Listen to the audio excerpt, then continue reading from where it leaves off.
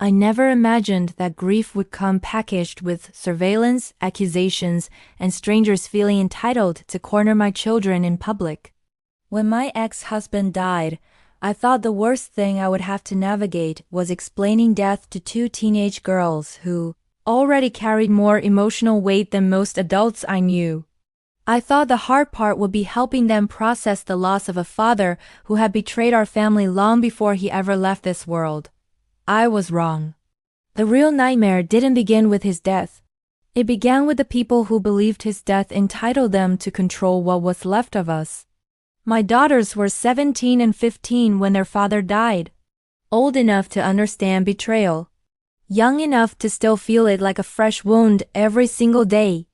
Their relationship with their paternal grandparents had been strained long before the accident, but after his death, it fractured completely. There was no slow deterioration, no gradual drifting apart. It was immediate and brutal. Accusations replaced condolences. Demands replaced empathy. And love, whatever version of it they claimed to have, came with strings thick enough to strangle. My ex-husband's parents were in their late 70s and early 80s, and they wasted no time asserting themselves as the moral authorities of our lives. Within weeks of the funeral, they began pushing for custody of my daughters, not visitation, not family counseling, custody, as if my children were assets to be redistributed after their son's death, as if I were an inconvenience standing between them and something they felt owed. At the same time, they started pushing another agenda. They wanted to move in with us, not temporarily. Not because they were struggling, because they believed that as grandparents, as elders, as the righteous, they had a right to occupy our home and dictate our lives. That second demand was shut down immediately. The first one went to court. And that's where the real hostility began. What complicated everything was the truth about my ex-husband. A truth my daughters discovered themselves. They were the ones who found the messages, the photos, the evidence that their father had been carrying on a long-term affair that resulted in 2 children boys born to a woman who was not me. A woman who later died, leaving those boys orphaned as well. It was a tragedy layered on top of betrayal, layered on top of grief. And my daughters, teenagers, became the unwilling witnesses to all of it. They didn't hate the boys. They didn't blame them. But they didn't want to be forced into a narrative where they were suddenly expected to play loving big sisters to the living proof of their father as betrayal. They were in therapy, actively working through the trauma, and they had every right to set boundaries. Boundaries their grandparents refused to respect. According to my ex-in-laws, my daughters were selfish, unchristian, cold. According to them, I was manipulative, vindictive, and morally bankrupt for not forcing my children to perform grief the way they wanted it performed. They told anyone who would listen that I was poisoning my daughters against their real family, as if I wasn't their family, as if the years I spent raising them, protecting them, being their primary caregiver, somehow evaporated when their father died. Where we live, there's a weekend market that everyone knows. Fresh produce farm eggs, local meat, baked goods, handmade sweets. It's usually peaceful, familiar, safe, the kind of place where you let your guard down because it feels like a community. That weekend was supposed to be special. It was my youngest daughter's birthday. Her party was scheduled later in the month, so I decided to do something small but meaningful. I gave her a budget and let her wander the market on her own, trusting her judgment, trusting the environment, trusting that nothing would go wrong. She was excited, giddy even. She wanted chocolate, candy, pastries, teenage birthday indulgences. I stayed nearby with my older daughter, letting her have that small taste of independence. After about an hour, something felt off. That instinct parents get, the quiet alarm that doesn't scream but hums just loud enough to make you pay attention. I was seconds away from calling her when my phone rang. She was crying. Not sniffling. Crying. Her voice was shaking as she told me that some women had cornered her, that they wouldn't let her leave, that they were yelling at her. I didn't ask questions. I ran. When I reached her, I saw 6 older women standing in a semicircle around my 15-year-old daughter. 6 grown adults towering over a child, berating her like she was a criminal on trial. I recognized some of them immediately. Women from my ex-in-law's church. Women who had watched my daughters grow up. Women who smiled at us during services, who hugged us during holidays, who now had no problem publicly humiliating a child in the middle of a crowded market. They were calling her unchristian, telling her she was dishonoring her grandparents, accusing her of abandoning her poor orphaned baby brothers, saying she should be ashamed for refusing to spend time with family, saying she was cruel, heartless, ungodly. I stepped between them and my daughter without thinking. I told my oldest to take her sister, pay for whatever she had picked up, and go to the car. My hands were shaking, but my voice wasn't. I told the women to step back. They didn't.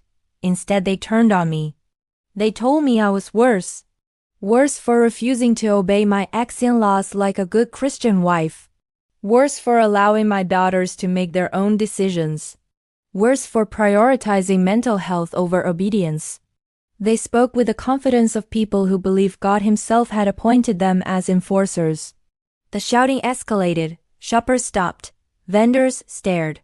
The scene became loud enough that market staff intervened, not to protect my daughter, not to stop the harassment, but to remove all of us for causing a disturbance. As we were escorted out, the women followed us, still shouting, still preaching, still acting like righteous executioners. I got my daughters into the car and locked the doors. I drove away with my heart pounding, my youngest sobbing in the back seat, my oldest silent in that way that tells you she's internalizing everything. That was the moment something inside me shifted. Not snapped, shifted. The moment I realized that silence was no longer an option. That night, after my girls went to bed, I sat at my computer and reached out to someone I still trusted from that church. A man I had known for years. Someone reasonable. Someone grounded. I told him what happened. He apologized, sincerely. Then he told me why it happened. My ex-mother-in-law had posted a massive story in the church's private Facebook group. A long, emotional, carefully crafted narrative painting herself and her husband as victims. She claimed they were being made homeless and penniless, that my daughters were cruel and ungrateful, that I had turned them against family, that I was responsible for them losing access to their grandsons. She left out the affair. She left out the betrayal. She left out the harassment. Instead, she told a story worthy of a made-for-TV movie. The church rallied around her, especially the more extremist members, the ones who believed obedience mattered more than truth. This particular church had many issues, especially around LGBTQ+ topics. But they had one unyielding rule. Cheating was unforgivable, man or woman, no exceptions. So my ex-mother-in-law had found a workaround. She claimed the other woman was our surrogate, claimed I couldn't have more children, claimed I rejected the babies because they were boys. It was vile. It was disgusting. And it was a lie designed to weaponize faith against me and my daughters. That was the moment I decided I was done protecting people who had no problem destroying my children. I had been in the middle of divorcing my ex-husband when he died. The divorce wasn't finalized, which meant something important. I had evidence, a lot of it. And I had no legal restriction preventing me from sharing it. The next morning, I took the day off. I went to a print shop with a flash drive full of truth, photos, messages, emails, confessions, evidence of the affair, evidence of my ex-in-laws knowing about it and supporting it, evidence of them harassing me during the divorce. And the worst part, the messages they sent my daughters. In one message, they called my daughters bastards. In another, they blamed them for their father's death, told them that if they hadn't exposed the affair, he wouldn't have been stressed. He wouldn't have died. These messages were sent 2 days after he died. I paid extra. High-quality paper, sharp ink, clean formatting. Then I went home and assembled binders. Carefully. Deliberately, I made them look like the hymn packets the church handed out during services. Familiar, innocent, harmless. The first page was a photo of my ex-husband kissing his affair partner in our living room, their names written clearly underneath. No commentary, just truth. I took the binders to the church before service and placed them on the table with the songbooks. No one checked. No one questioned. Faith has a way of assuming purity where none exists. The rest unfolded exactly as I knew it would, and this was only the beginning.